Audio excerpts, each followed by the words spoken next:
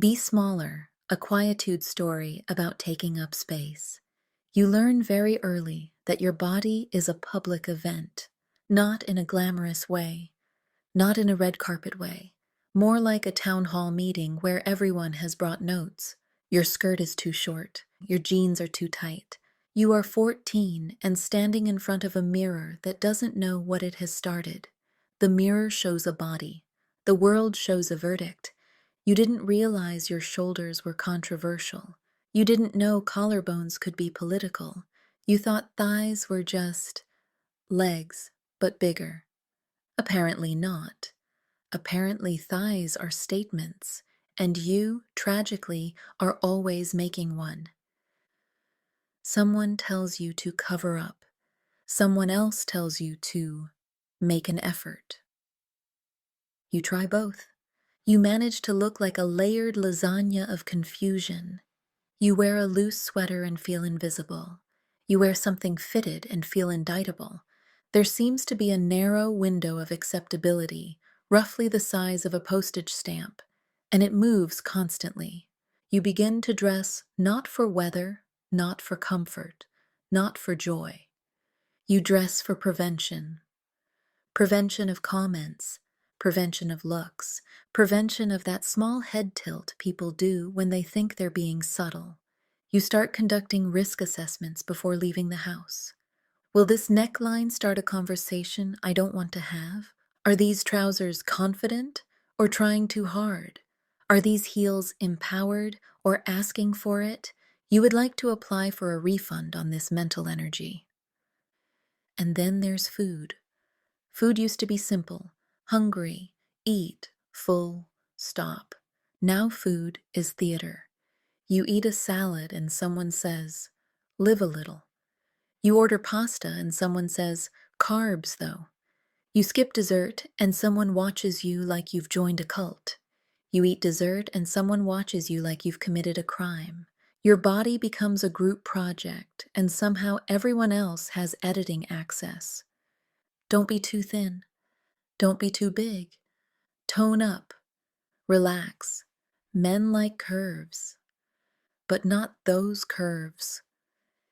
You stand in a changing room with lighting designed by someone who clearly hates women. The mirror reflects a draft version of you. You turn sideways. You suck in. You release.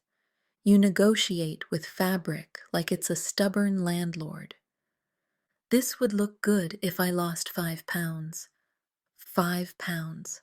The most expensive imaginary currency on earth. You consider celery. You consider chewing gum as a personality trait. You consider becoming air. You briefly wonder if disappearing would finally be the correct size. Then comes maintenance. Remove this, smooth that, lighten, darken, tighten, plump, erase the evidence of living. Shave your legs, shave your underarms, shave the parts no one sees but that you are told someone might one day. Wax, thread, laser, bleach. You spend money to look natural. You spend time to look effortless. You spend hours trying to appear like you did not spend hours. You are told to age gracefully. Gracefully apparently means invisibly. Wrinkles are wisdom until they're yours. Gray hair is distinguished until it's yours. You look at your face in the bathroom mirror late at night. Not the daytime mirror. The honest one. The one that catches you mid-expression. There's a small line near your mouth now. It arrived without asking. You stare at it like it's an uninvited guest. You consider serums with names like renewal and rebirth and second chance. You consider simply being a person with a face that moves. This feels rebellious. The strangest part is the contradiction. Be sexy, but not too sexy. Be confident, but not intimidating.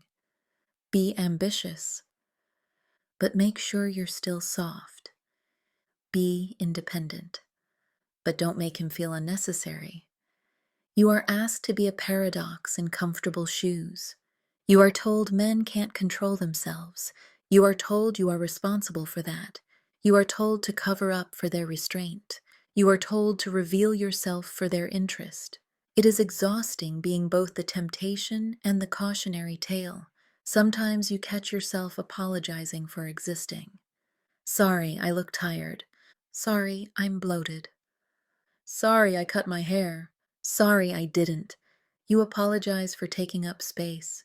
You apologize for not taking up enough. You apologize for having needs. You apologize for not being low maintenance enough while maintaining everything. There is a specific kind of loneliness in being constantly observed, not seen. Observed. Seen is warm. Observed is clinical. Observed is when your body enters a room before you do. Observed is when you cross your arms not because you're cold, but because you suddenly remember you have a chest. Observed is adjusting your skirt when no one asked you to, but everyone did. And yet, in private moments, something quieter exists. You in sweatpants that have given up but feel like loyalty. You eating toast at midnight with butter melting recklessly. You laughing so hard your stomach folds without asking permission. You swimming and not sucking anything in because water does not care. You lying on the floor after a shower, hair wet, existing without performance. In those moments, your body is not a debate. It is a vehicle. It carries you. It breathes for you while you overthink everything. It heals small cuts without consulting the internet. It wakes up every morning and tries again, even when you've called it names, even when you've treated it like a project instead of a companion. There's a quiet shift that happens, not loudly, not heroically, just slowly. You get tired, not in a dramatic way, in a practical way. Tired of editing yourself, tired of anticipating commentary, tired of adjusting straps and calories and posture and tone. You realize something almost accidental. No one is ever satisfied anyway. You could shrink. They'll say you've lost your spark. You could expand. They'll say you've let yourself go. You could glow. They'll say you're trying too hard. You could rest. They'll say you look unwell. It dawns on you, softly, like a curtain moving, that the rules were never finishable. It was never a test you could pass. It was a treadmill, and you've been sprinting. You step off, not dramatically, just internally. You buy the dress because you like the color. You eat the cake and notice it tastes like actual joy. You don't correct someone when they call your body brave. You don't defend it either. You start treating your reflection like a person you know. Not a before photo, not an after photo, just a current one. There is something quietly radical about neutrality, not loving every inch, not hating every inch, just allowing. Your body becomes less of a headline, more of a background hum. You stop performing low maintenance. You stop performing effort. You begin, occasionally, to forget you are being watched. That might be the most freedom you've ever felt. You are not a trend. You are not a warning.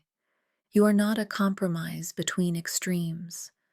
You are a person in a body that changes, like weather. Sometimes sunny, sometimes swollen, sometimes tired. Still yours. And on certain evenings, when the light is soft and no one is grading you, you catch your reflection and think, oh, there you are. Not perfect, not optimized, just here, still here. That counts. Carry this quiet with you. If these stories feel like a place you can rest for a moment, stay with quietude.